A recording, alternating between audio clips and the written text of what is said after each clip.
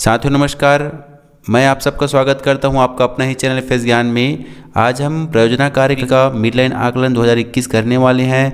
हमारा जो कक्षा है 7वीं है, विषय है विज्ञान एवं प्रौद्योगिकी।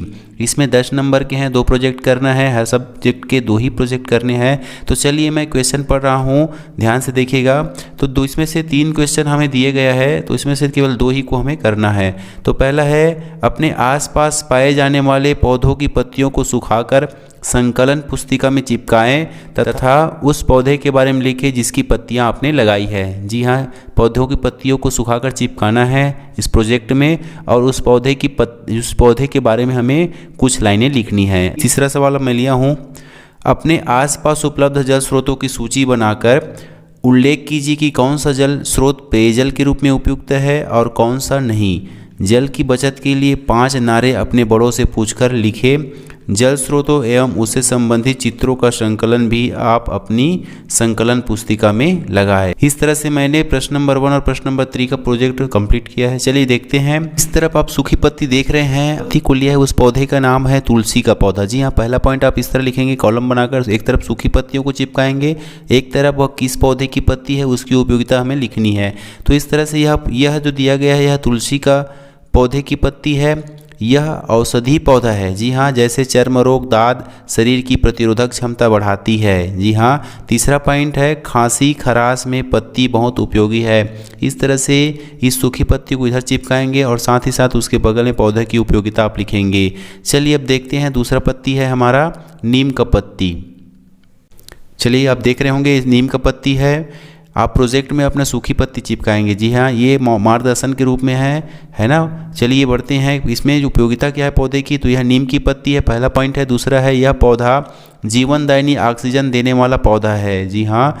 यह तीसरा है, जो यह दातुन के रूप में उपयोगी है। यह पौधा पानी का प्रतीक है। जहाँ पर पौधा पाया जाता है मतलब समझ लीजिए उसके ज़मीन के अंदर पानी मिलेगा। ठीक है फ्रेंड्स, चलिए बढ़ते हैं। जो अगला जो हमारा है प्रोजेक्ट, उसमें जो तीसरा है, यह अमरूद की पत्ती है। जी हाँ, दूसरा पॉइंट है इसका, इस पत्ती को पीसकर रस से पीने से शारीरिक प्रजनन क्षमता बढ़ती है। तीसरा, इसकी शरीर के ताप को कम करती है। जी हाँ, ये इसकी जो पत्ती होती है वह शरीर के ताप को कम करती है, जैसे छाला, ये सब में ये उपयोगी होता है। चौथा है, जो दिख रहा है वो यह आक की पत्ती है।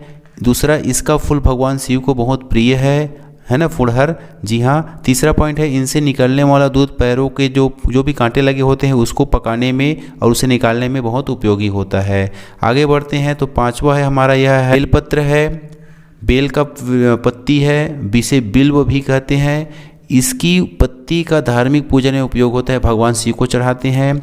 और तीसरा जो महत्वपूर्ण है, इसकी लकड़ी का हवन में उपयोग होता है, जिससे हमारा जो वातावरण लकड़ी जलने से वातावरण शुद्ध हो जाता है। तो इस तरह से बहुत ही आसानी से आप अपना प्रोजेक्ट पूरा कर पाएंगे। चलिए बढ़ते हैं क्वेश्चन नंबर 2 की ओर। मैंने इस प्रोजेक्ट का तीसरा क्वेश्चन लिया है, जल स्रोतों की सूची बनाना है। जी हाँ, प्रश्न मैं पढ़ दूँ, आप देख रहे होंगे स्क्रीन पर कि अपने आसपास उपलब्ध जल स्रोतों की सूची बनाकर उल्लेख कीजिए कि कौन सा जल स्रोत पेयजल के रूप में उपयुक्त है और कौन सा नहीं। जल की बचत के लिए 5 नारे अपने बड़ों से पूछकर लिखें। जल स्रोतों और एवं उससे संबंधित चित्रों का संकलन भी आप अपनी संकलन पुस्तिका में लगाएं। चलिए देखते हैं। तो आप देख रहे होंगे कि जल स्रोतों की सूची इस प्रकार है, तालाब है, दूसरा कुएं, नलकूप, नदियाँ, झरना, नाला, झील, नहर, समुद्र, बावली।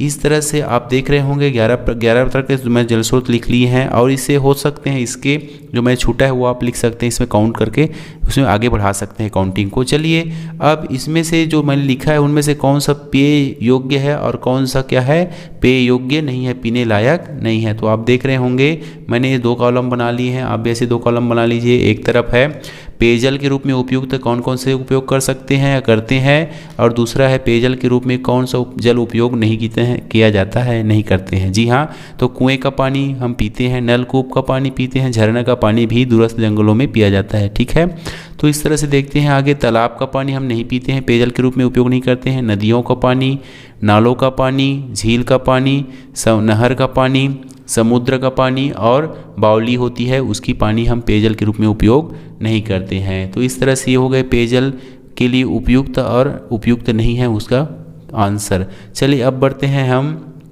कि कौन कौन से हमारे पास स्लोगन है ना। तो अब मैं स्लोगन तैयार कर लिया है, देखिएगा ध्यान से। पहला स्लोगन है हमारा, पानी से है हरियाली, पानी नहीं तो जीवन में होगी बदहाली। ठीक है, आप भी अपने बड़े बुजुर्गों से इसके स्लोगन के बारे में पूछिएगा, लिखिएगा। पानी है अमृत की धारा, दूसरा है पानी है हर जीवन का सहारा। आगे तीसरा है वो, पानी बचाना चून, इसके बिना सब सून। चौथा है, जल जीवन का अनमोल रतन, इसे बचाने का करो जतन। और जो पांचवा है, जल है तो कल है। इस तरह से बहुत ही सारगर्भित आप पानी बचत के लिए स्लोगन लिख पाएंगे। चलिए देखते हैं कि आगे जो हमारा जो जल स्रोत हैं उनके हमें क्या करना है, चित्रों को संकलित करना है। आप मेरी स्क्रीन पर एक साथ देख रहे होंगे।